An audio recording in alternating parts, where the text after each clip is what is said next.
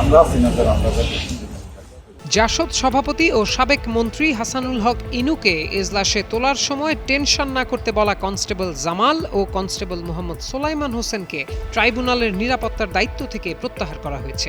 একই সঙ্গে তাদের বিরুদ্ধে বিভাগীয় ব্যবস্থা গ্রহণ করতে ঢাকা মেট্রোপলিটন পুলিশের কমিশনার বরাবর চিঠি পাঠিয়েছে ট্রাইব্যুনাল।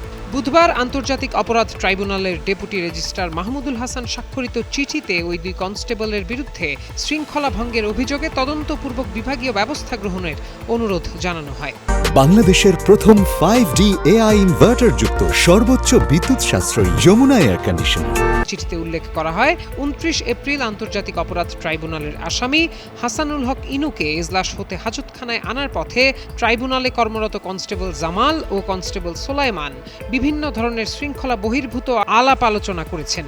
এই মর্মে ধারণকৃত ভিডিও ফুটেজে দৃশ্যমান তাদের শৃঙ্খলা বহির্ভূত আচরণে অত্র ট্রাইব্যুনালের নিরাপত্তা বিঘ্ন সহ বিচারিক কার্যক্রমে হুমকির সৃষ্টি হয়েছে।